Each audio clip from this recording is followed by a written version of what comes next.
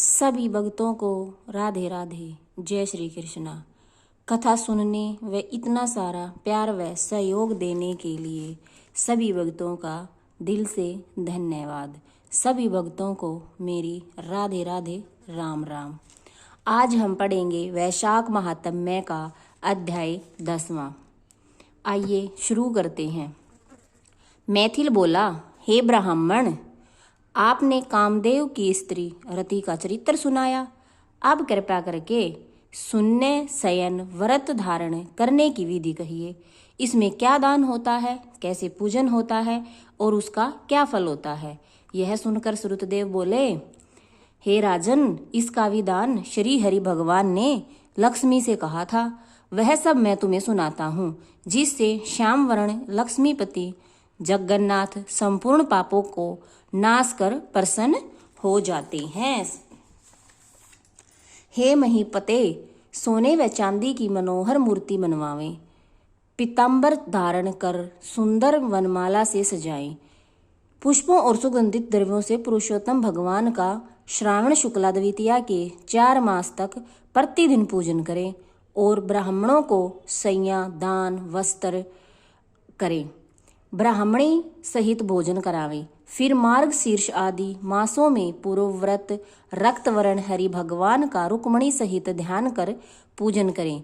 ऐसे ही चैत्र मास से 4 मास तक भूमि पर आसन बिछा भक्ति से हरि भगवान का पूजन करें और आषाढ़ की द्वितीया के दिन समाप्त करें। उस दिन ओम नमो नारायण इस मंत्र से हवन करें।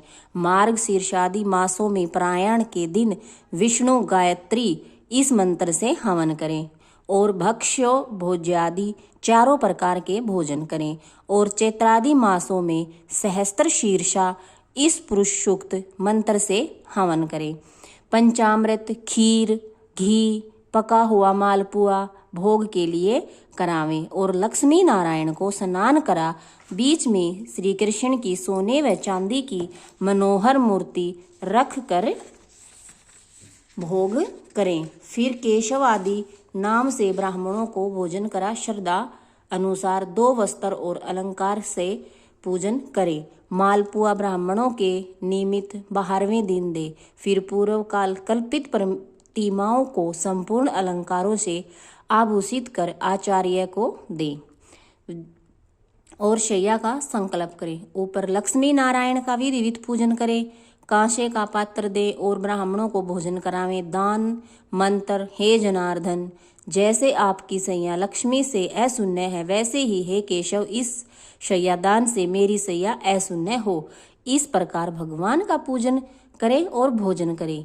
इस व्रत को पुरुष सौभाग्यवती स्त्री अथवा विधवा अशून्य शयन के निमित्त धारण करें।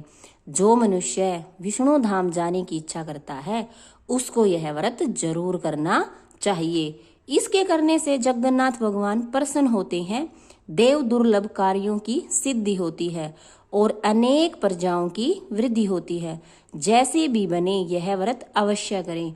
यह वर्णन हो गया। अब मैं तुझे और क्या सुनाने की इच्छा है वह बता।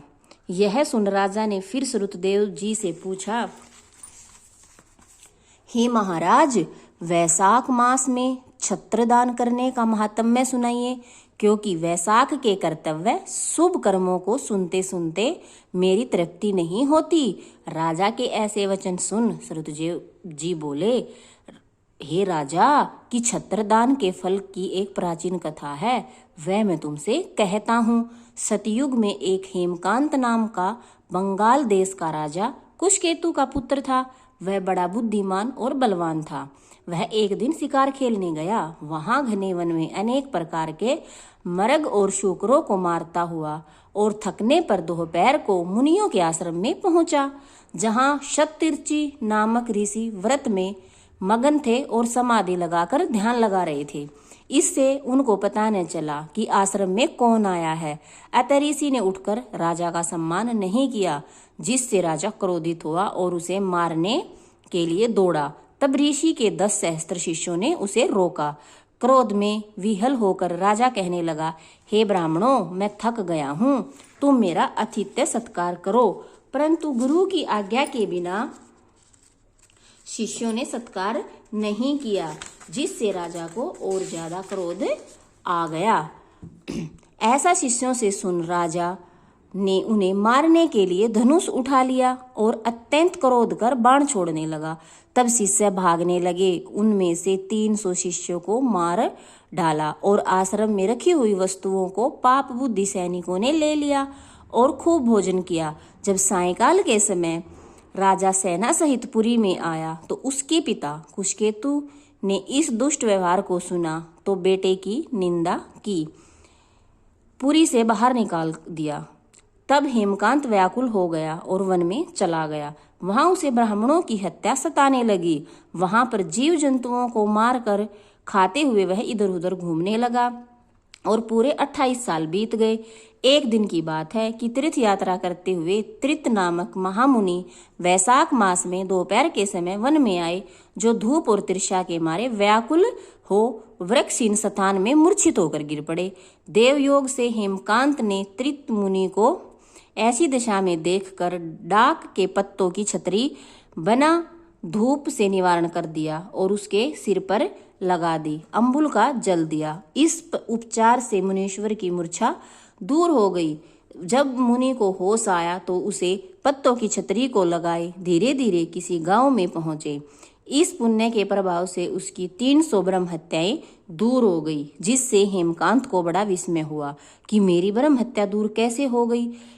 इसी विचार में पड़ा था कि हेमकांत को संग्रहणी रोग उत्पन्न हो गया, जिससे प्रारस संकट जान वह व्याकुल हो गया और तभी उसे 3 पुरुष बड़े भयंकर यम के दूत दिखाई दिए। वह अपने कर्मों को सोचने लगा कि उसे छतरी दान का ध्यान आया। सो ही वह विष्णु भगवान का स्मरण करने लगा। तुरंत विष्णु भगवान ने अपने महामंत्री विषवकेशन को आज्ञा दी कि तुम जल्दी जाकर यमदूतों को रोको, क्योंकि हेमकांत ने वैशाख मास में धर्म किए हैं। इसलिए उनसे छुड़वाकर उसके पिता कुशकेतु राजा के पास ले जाकर कहो कि विष्णु भगवान की आज्ञा के अनुसार तुम हेमकांत को राज्य दे दो। विष्णु भगवान की आज्ञा पा वृषकेश हेमकांत को साथ लेकर कुशकेतु के पिता के पास पहुंचे और जो बात विष्णु भगवान ने कही थी वह सब उसको बता दी, जिनको सुनकर कुशकेतु ने पुत्र को सिंहासन पर बिठाया और स्वयं अपनी स्त्री सहित वन में तप करने के लिए चला गया। तब राजा हेमकांत ने वैशाख मास में कहे सब शुभ धर्मों को किया, जिनके करने से जितेंद्रिय दयालु सर्व संपत्तियों से युक्त पुत्र पुत्रादि से संपन्न हो संपूर्ण भोगों को भोग कर विष्णु लोक को चला गया। वैशाख मास के धर्मों से अधिक कोई धर्म पापों के नष्ट करने वाला नहीं है और यह सुलभ तथा धर्म अर्थ काम मोक्ष रूप पुरुषार्थ चतुष्टर्थ का दाता है। 10वां अध्याय संपूर्ण हुआ। राधे राधे। जय श्री कृष्णा।